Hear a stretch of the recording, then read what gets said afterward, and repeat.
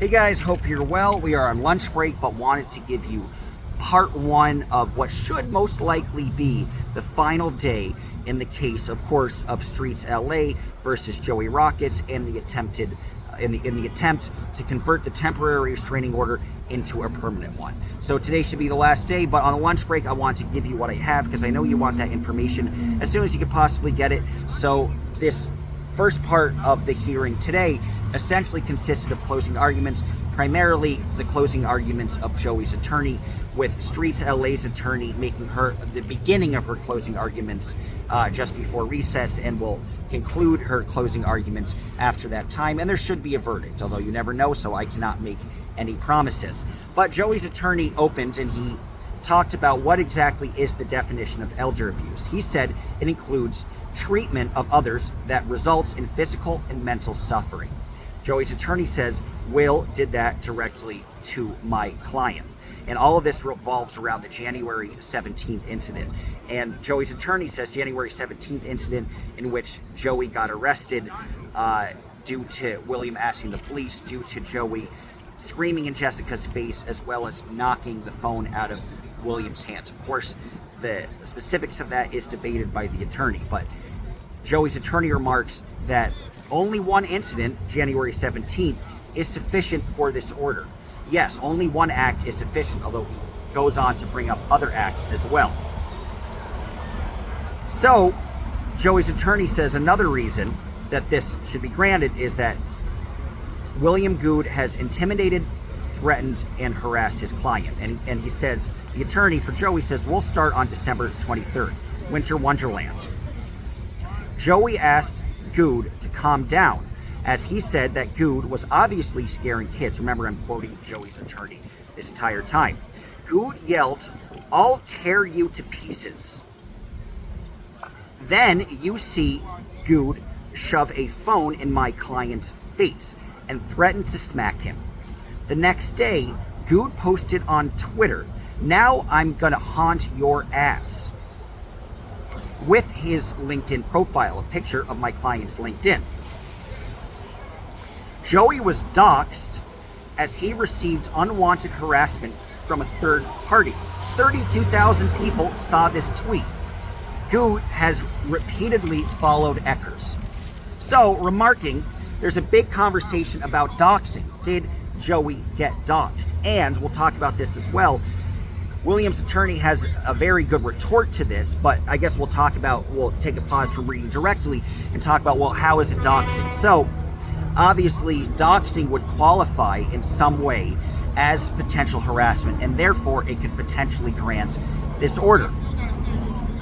But it's interesting because Joey's attorney says this doxing constitutes as harassment, but in the following closing statements by William's attorney, by Streets LA's attorney, she says, well, the legal definition of doxing, when applicable in the letter of the law, the doxing would have to be a directive or even an insinuation for an illegal act to occur against the person that is being doxed. For example, you think of various political doxings, right? And the intention of the political doxings is to dox this person so people can show up at their house to harass them, to stalk them, to intimidate them. Those are illegal acts. This is a completely different situation. Streets never once tried to convince any of his followers to try to stalk Joey, to try to harass him, to try to make him feel like he's in any emotional duress. The attorney, again, for Streets also remarked that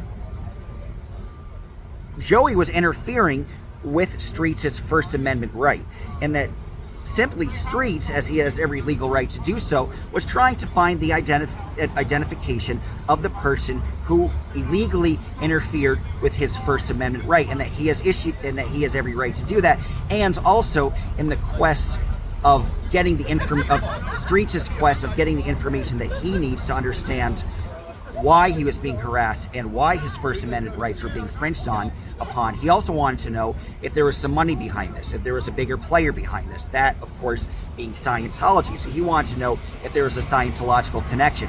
Not was he issuing a directive for his audience, for his fans, to harass or do anything even slightly illegal against Joey. So that was an interesting thing. And now we'll go back directly to the testimony, to the closing arguments of Joey's attorney.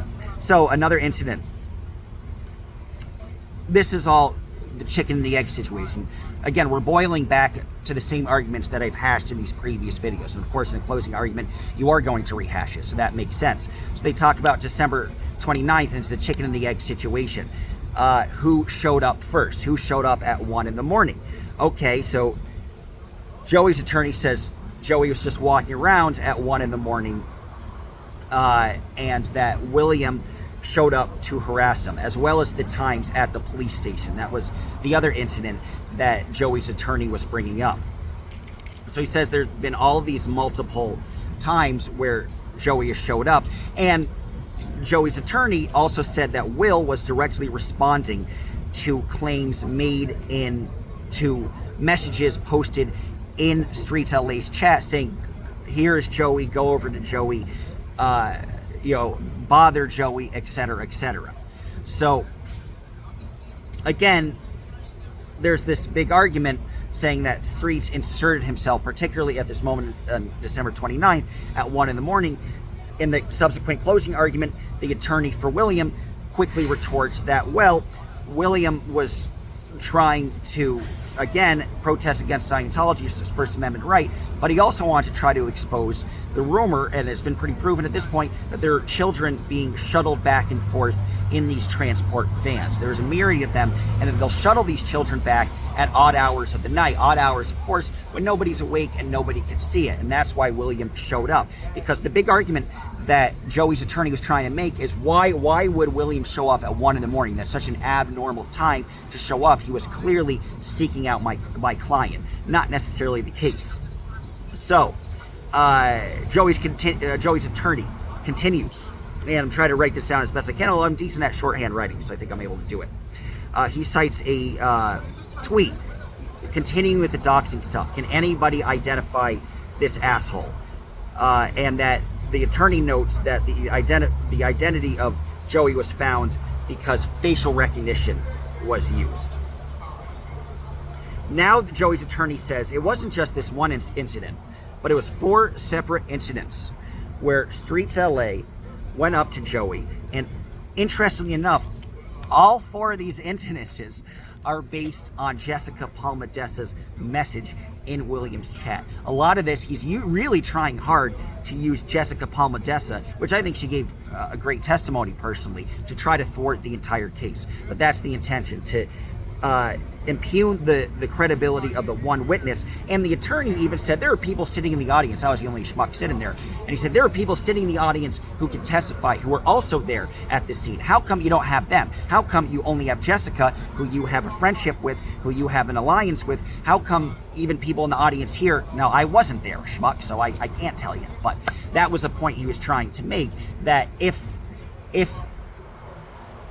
Joey showed up and William is in the right, how come there aren't 6 people testifying on William's behalf? It's only the one person testifying for him who would be a biased source and would have a vested interest to see William be successful in his case. Obviously, anybody testifying on that witness list would have a vested interest, so it's not much of an argument, but it's an interesting one. And then the attorney for Joey says, Goot said 3 times, I never followed Joey. Yet, on December 29th, Joey was simply talking peacefully and William followed him. Then Street says, you're out of control to Joey. And to save the dog, he brings Joey's dog up out of nowhere, further creating emotional duress. Later, William, I'm again quoting the guy directly, later, William accused Joey of touching him. And it was a false battery incident. So it even throws up his hands. He says, so he even had Joey falsely arrested, and kind of throws up his hands in this regard. He's a very animated, kind of fun guy to watch. I'll give him credit for that. And then he says, on January 17th, subsequent incident, it's intimidation and a threat. He says Eckers is on the north side, walking away from the information center. This is Jessica following Joey, not Street. So it's a bit of a stretch of an argument, guys. Jessica follows Joey, comes back to tell William. William even crossed a red light in traffic to get to Joey. Keep in mind, Mr. Good is 6'4" and was a football player in high school. So he brings up the high school football player thing again. William Good says, I'm going to ruin your life. Go whine to the police. You'll never get voiceover work ever again, you bitch. Now, so here's two things that Joey's attorney tries to make.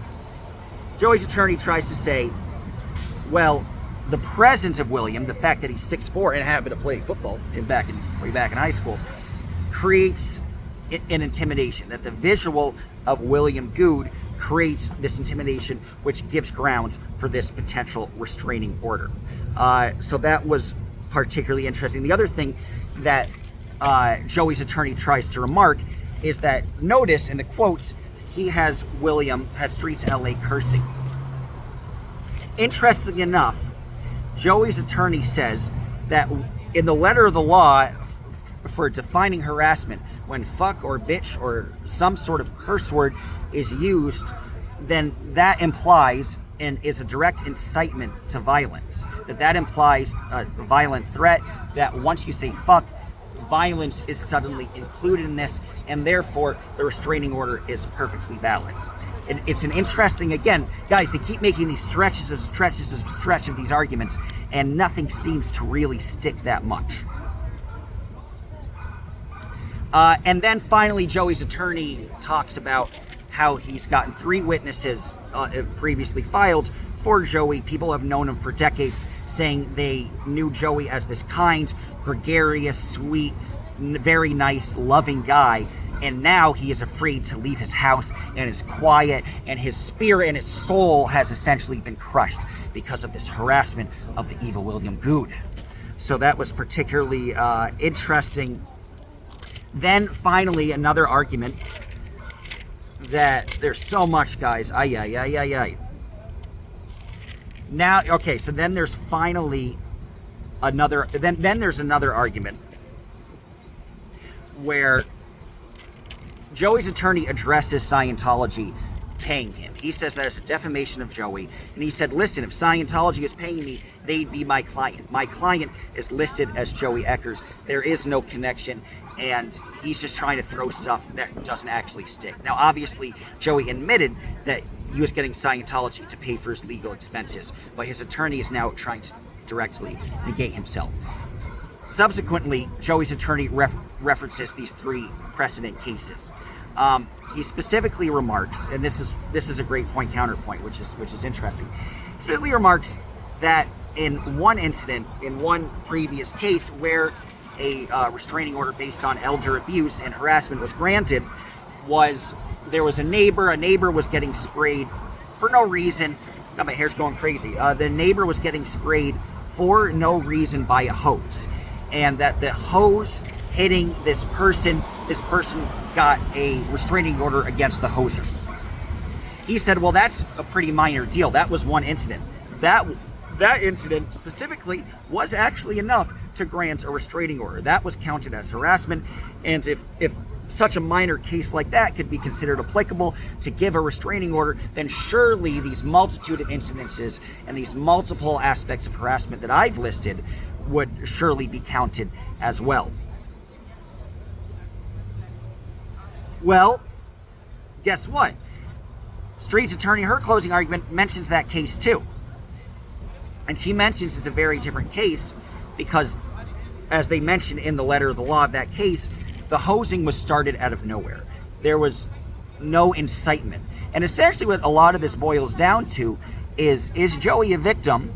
And you could say that William is being a jerk as well, or you could say not, depending on what side you have. But regardless, whether William's being a jerk or not, is this mutually assured destruction?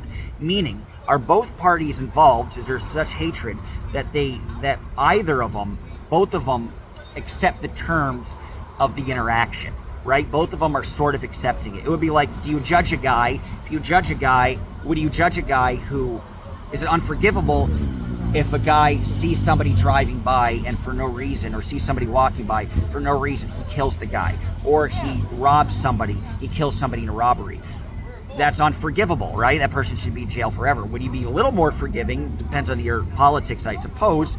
If, let's say, you're a drug dealer and you got a bad batch and the other drug dealer ripped you off and they act in a way that is violent towards each other, it's mutually assured destruction. There wasn't necessarily a purely innocent party involved. I might forgive that man who shot that other man, if they were both involved in this type of chicanery and it wasn't out of nowhere. So that's a big thing. Nobody said mutually assured destruction, but that's the implication, right? Is there a mutual understanding that both of these parties keep coming back for more? They keep coming back for more interaction.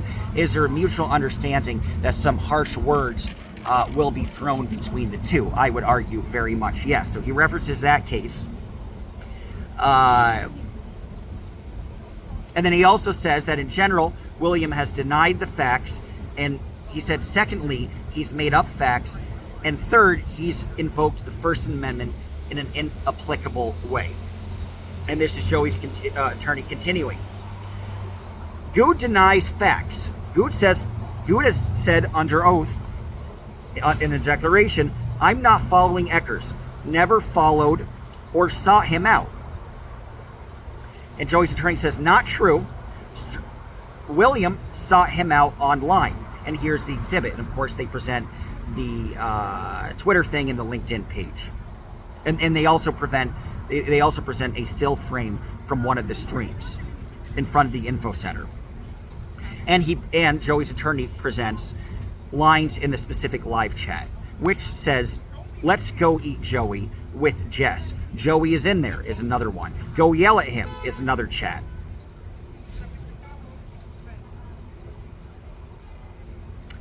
And then Joey's attorney says, Good claims he didn't see it, yet he has responded to chat.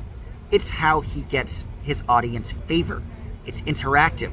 And members get loyalty badges as a part of membership. And when these loyalty badges are obtained, that's highlighted in the chat. So you could directly see a message from the chat. It's more directly visible and harder to miss if they are a member. It shows up in a different color, it's bigger. So he tries to use that argument. He's making money off my client with subscribers wanting to see him harass Joey. Now, again, in the closing argument, Street's attorney says, listen, you're saying whether or not he's profited or not shouldn't even be that valid anyway, but if he is profiting and he's profiting and making money are two very different things, and that's one of the arguments, what the things that is based on. Williams says he's not profiting because he's giving back to the community, but he's still making money off of it. Although the attorney for Joey did get him because in the declaration, Streets did say he wasn't making any money off of anything. He said he wasn't even making any money. So that is a big point for Joey's attorney. But Streets LA's attorney says, well, that day, Streets had a 5-hour stream. The interaction with Joey was maybe 30 minutes in that 5-hour stream. So to claim that all of this, all of the profits, all of the success of Streets LA's YouTube page is purely based on his harassment of Joey, when in reality, it only accounts for 20 to 30 minutes in the duration of a 5-hour stream. So how could he say that he's going after Joey as this profit incentive when his streams get subscribers in other aspects, in other time frames, and that clearly his audience follows him for reasons other than just Joey, and that's not even one of the focal points or one of the main reasons that his audience follows him in the first place. So, God, he says so much, guys. So the attorney for Joey, Mr. Brown, says Jessica was on this. This is the logistics again of who was here first outside the testing center. Jessica was on the south side of Hollywood, and Jessica says Joey spawned out of nowhere. Jessica testified, I did not cross the street. But the Joey's attorney says, you can't believe what she says. This case is about William, but he has people that follow him, do what he does to please him. Here's a video of her crossing the street. She lied on the stand. And Jessica said she heard Joey mention Streets' son. As you can see in this video evidence, my client never mentioned Streets' son. Seems pretty far-fetched, but okay. In his declaration, William said, and we'll talk about this again, this time directly quoting him, William said he makes money. He makes no money. I want to show how much money Jessica makes. Thus, Will makes. If Jessica can make all this money in her streams, and she has a portion of William's followers, think about how much William is making. After that, William changes his story. Says, I make money, but I don't profit. I give it away. William, on the stand, said my client touched, grabbed, and even pet him. William said the Church of Scientology paid him. On the touching, where in the video, you don't see Joey touching anybody. And then the attorney clasps his hands and kind of reenacts the whole scene. William has his hands on Joey's phone while screaming, "Stop touching me." It's not about credibility.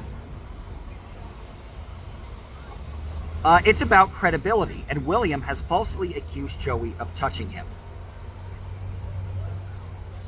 Looking at some other aspects. So, and then the other claim is that Streets LA has been trying to identify Joey as a counter-protester, somebody who's there to counter-protest, which therefore, again, it's a mutually assured destruction stuff, right? Then he's kind of entering into all of this because he is also protesting or counter-protesting himself. So Joey's attorney says, Good says Joey is an angry counter-protester. But Joey has no sign. He's not chanting. He doesn't have a companion. As if the only way you can be qualified as a protester is if you have signs, if you have somebody with you, and if you're chanting something. Joey's attorney says, my client says to Good, I've never studied Scientology. Good claims Joey shouted that the protesters should stop. No, the video evidence does not show that. Good could have had somebody come in, and then he talks about all the witness stuff, which I've already mentioned. He could have had somebody come in as a witness saying Joey was aggressive. He says my client was lecturing people. But the evidence shows Jessica and all his fans went across the street to directly yell at Joey. Third, Joey's attorney is continuing to speak.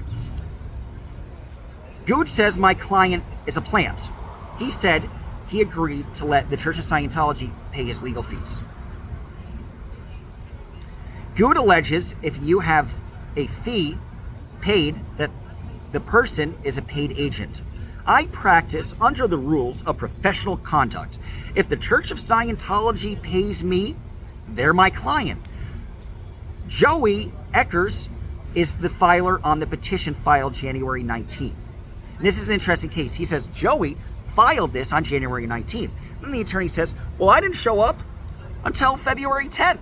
If Scientology were paying him and they were so on the ball, wouldn't they get an attorney the day of the TRO or even before Joey, if the Church of Scientology was responsible for all of this, wouldn't on that very first day, wouldn't they be with Joey to help him file? You don't know who helped Joey file what, to be honest. There's no way to prove that. So a bit of a straw man argument. But that's the argument he is making, which is an interesting one. That this lawyer showed up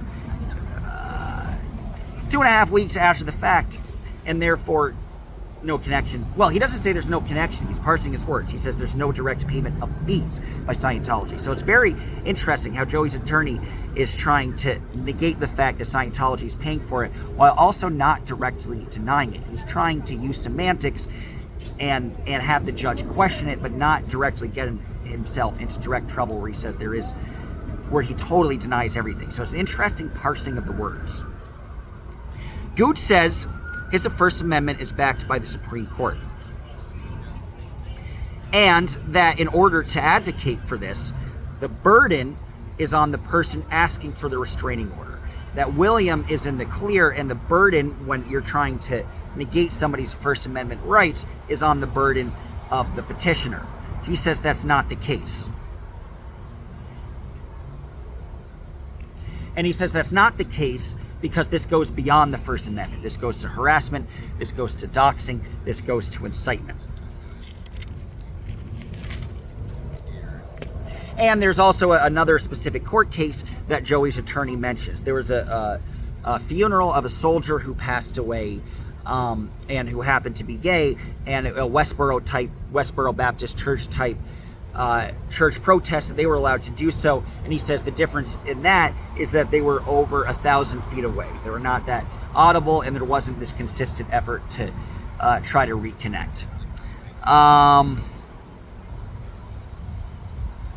Good says to Joey, I own your fucking life. I'm going to ruin your fucking life. This is a case, I'm continuing quoting Joey's attorney, this is a case about a bully targeting an elderly man and intimidating his dog. And then he plays the quote of William Good. And William Good says in this video that's being played back, Joey, no one likes you,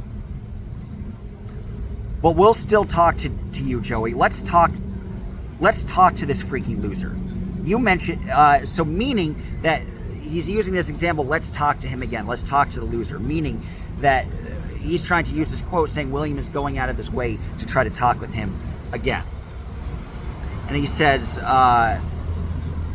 he used this direct quote again from the video of William saying to Joey, I own your name, I control your life, I'm going to ruin your life. And the attorney says, well, that's elder abuse.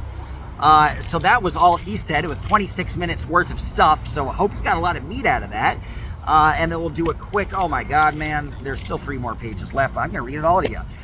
So then Street's attorney comes with her closing arguments, and she says, this is Street's LA's really impressive attorney.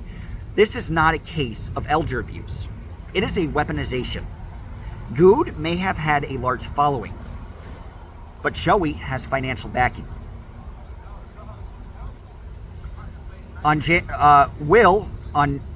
Mr. Good, on January 17, wanted to document wrongful activity. Most people were there to intervene this wrongful activity.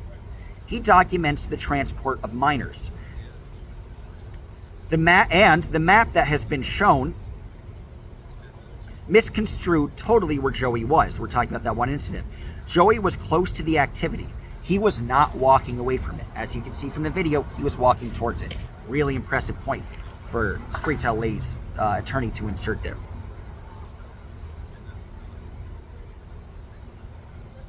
And note that these cases that were previously mentioned by my opposing counsel, they're all done with malicious intent.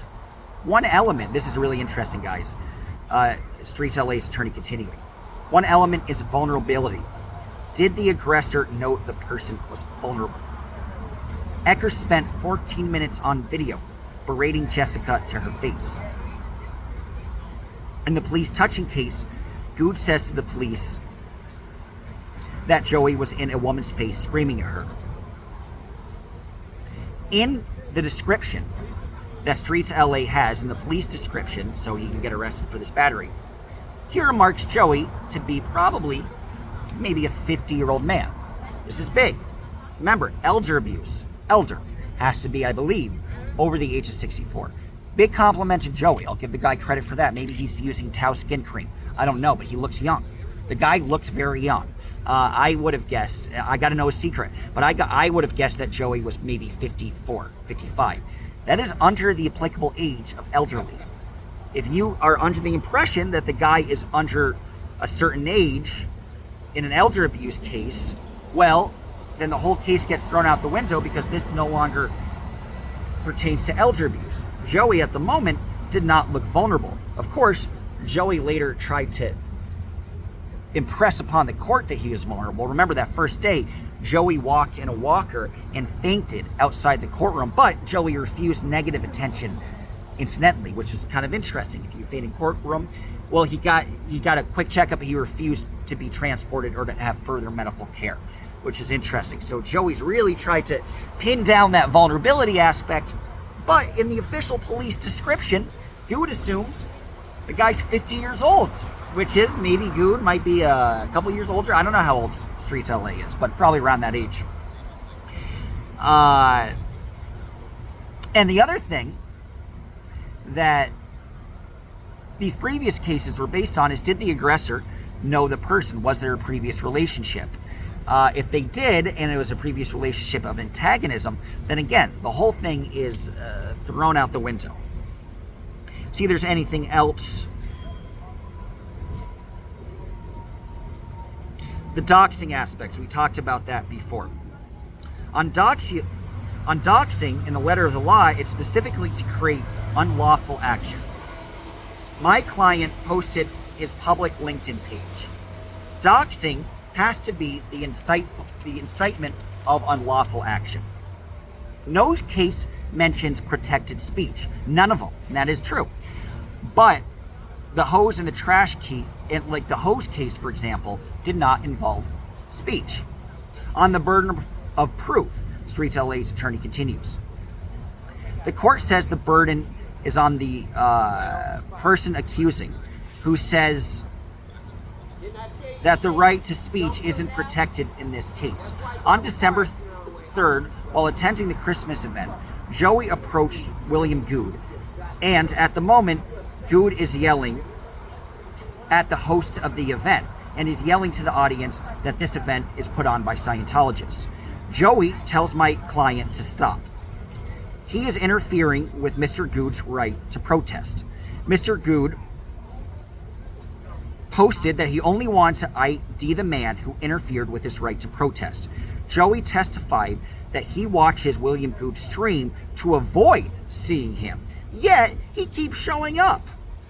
Good posted on LinkedIn, and it only shows his screen name, and it shows Eckers and his nickname Joey Rockeys, and that he's an aspiring author. And she quotes the post. This piece of shit wanted to have me arrested and interfere with the right to protest. And back to Streets LA's attorney, Eckers confirmed he was at Winter Wonderland as a guest of the Church of Scientology. Eckers asked Good about his spiritual belief.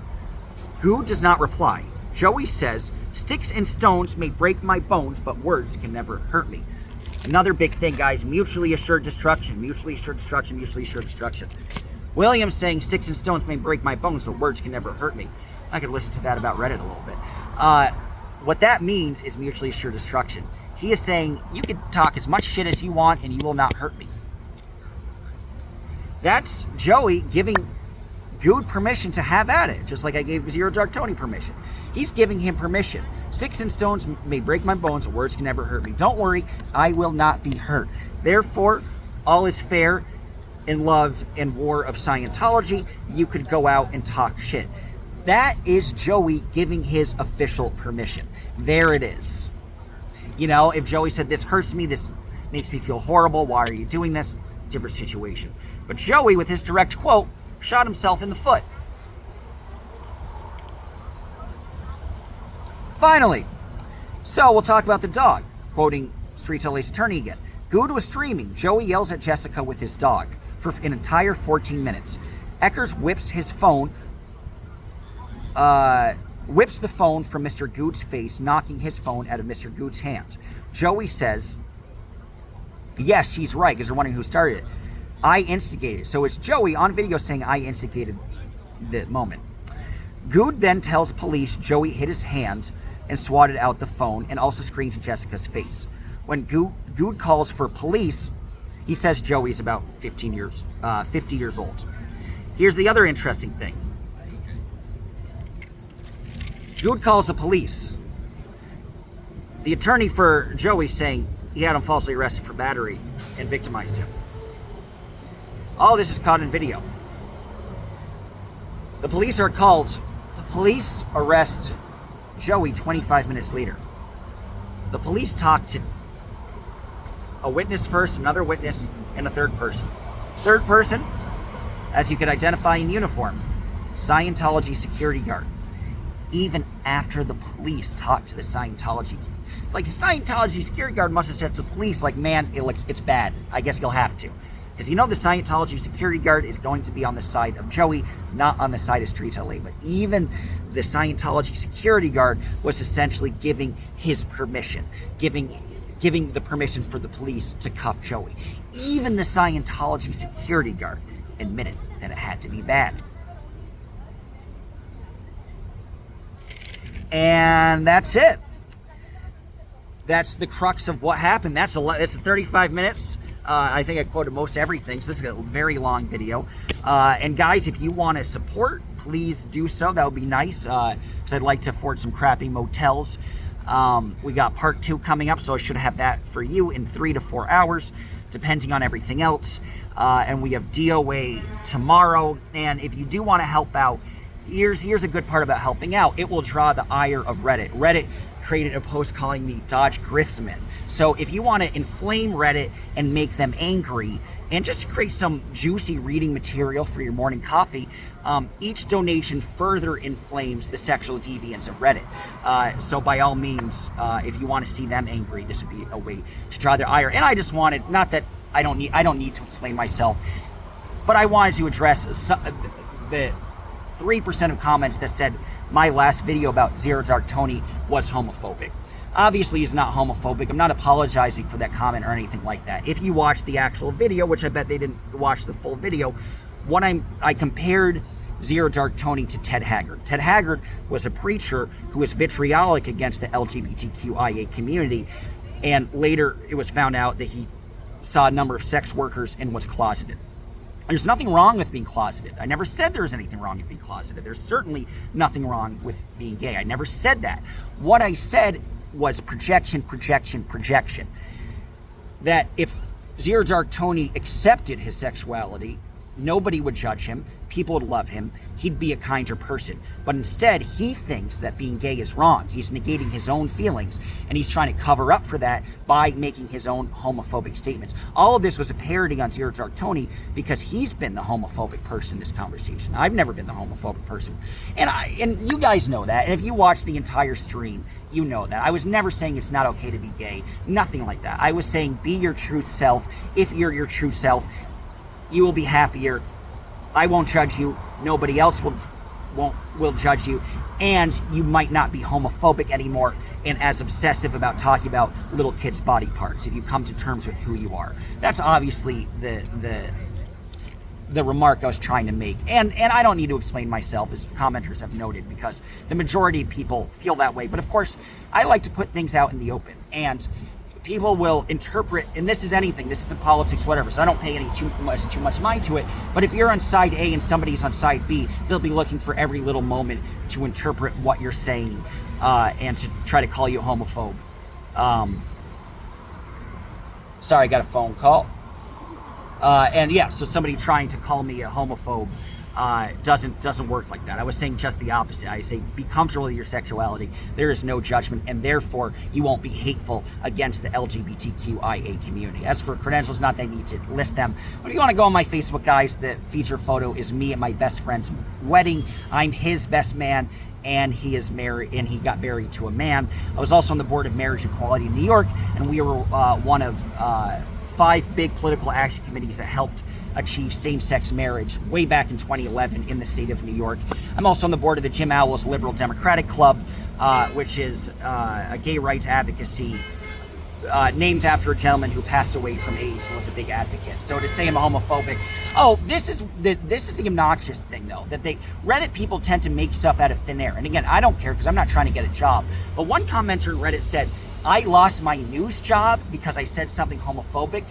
For the Redditors that are listening, guys, once you could call me a homophobe based on the comments that you thought were not okay, and that's fair game.